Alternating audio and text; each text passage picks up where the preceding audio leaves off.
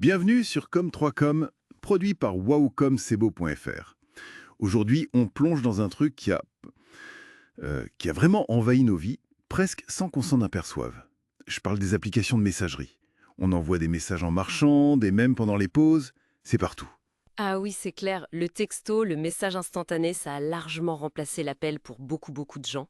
C'est une vraie révolution, mais silencieuse, dans notre façon d'échanger au quotidien. La question, c'est un peu comment ça redéfinit nos relations, tout ça. Ouais, bonne question. Alors, un des premiers trucs qui frappe, c'est la disparition des distances. Et même du temps, j'ai envie de dire. Envoyant un message à quelqu'un à Tokyo, ça prend, quoi, 2 secondes? C'est ça, les fuseaux horaires, presque plus un obstacle. On le voit bien avec les groupes WhatsApp familiaux, par exemple. Ça mélange tout le monde, les oncles en Australie, la grand-mère en Bretagne. Mhm. Mais cette facilité incroyable, est-ce qu'elle n'a pas un coût? Est-ce qu'on arrive encore à déconnecter vraiment? C'est la question. Les notifications qui popent tout le temps. Tout le temps. Ça crée une espèce d'urgence. Une urgence un peu artificielle, non? Complètement. Répondre à un simple OK à minuit, ça peut sembler normal pour certains. Ben oui, Ça brouille complètement les lignes entre le boulot, la vie perso. Où est-ce qu'on met la limite, en fait? c'est difficile. Et puis il y a aussi toute cette nouvelle grammaire visuelle qui est apparue. Parfois un emoji, genre le petit bonhomme qui transpire un peu, ça peut désamorcer un truc tendu. Ah oui, carrément. Mieux qu'un long discours, parfois. Exactement, les gifs, les stickers, c'est devenu presque une langue universelle, quoi. Et les messages vocaux? Ça, c'est intéressant aussi. Hum. On retrouve l'intonation, la voix, même si on voit pas la personne. Mais est-ce que ça compense vraiment le manque de présence physique? Je suis pas sûr. C'est un peu le paradoxe, non? On a plus d'outils que jamais pour communiquer, et pourtant, les incompréhensions, les quiproquos, ça existe toujours. Ah ça oui.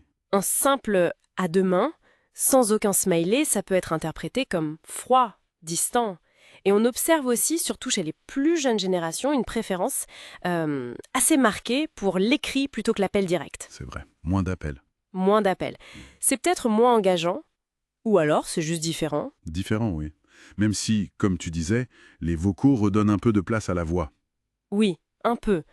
Mais ça nous amène aussi au piège de cette instantanéité, de cet écrit permanent. Hmm. Qui n'a jamais relu un message 5-10 fois avant de cliquer sur envoyer? Surtout si c'est un peu sensible. Ben oui, tout le monde. Et maintenant, il y a cette option pour modifier ou même supprimer un message après coup. Sur WhatsApp, Messenger. Ouais, Hmm. ça change la donne. On Oui. peut rattraper une boulette, corriger une faute. Oui, c'est pratique. Mais est-ce que ça favorise la spontanéité ou est-ce que ça pousse pas plutôt vers une forme de méfiance, de calcul? Bonne remarque. Sans parler des captures d'écran. En un clic, une conversation privée peut devenir publique. Exact. La confiance, la prudence, elles sont constamment en jeu dans ces échanges. Et puis, chaque plateforme a ses codes, ses non-dits. Ah oui, clairement. On n'utilise pas Slack au travail comme on utilise Instagram avec ses amis. C'est pas le même langage. Le cœur rouge sur LinkedIn, c'est pas le même que sur Messenger. Voilà. Et pour les professionnels, c'est un vrai défi.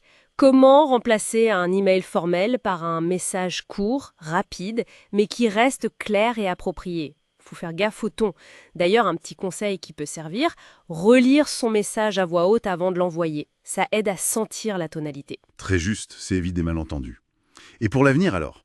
On parle de quoi? De chatbots, d'IA qui vont s'immiscer dans nos conversations? Oui, On saura encore vraiment à qui on parle. Ces applis, elles nous formatent un peu à la rapidité, à la concision aussi. c'est sûr, ça influence nos habitudes, nos attentes, mais malgré tout ça, malgré cette technologie, le besoin humain fondamental de conversation profonde, de lien authentique, lui, il reste, il est toujours là. Donc pour résumer, ces messageries, elles ont vraiment tout changé. Notre rapport au temps, à la distance, même notre façon d'exprimer ou de percevoir les émotions. Il y a des avantages évidents, mais aussi de vrais défis à relever. Tout à fait. Et ça nous laisse peut-être avec une question pour réfléchir un peu. Face à cette évolution constante, à cette facilité de l'échange rapide, comment fait-on consciemment pour cultiver des liens significatifs à travers ces outils? Et pas seulement chercher l'efficacité ou l'information rapide. Bonne question pour terminer. Rendez-vous au prochain épisode.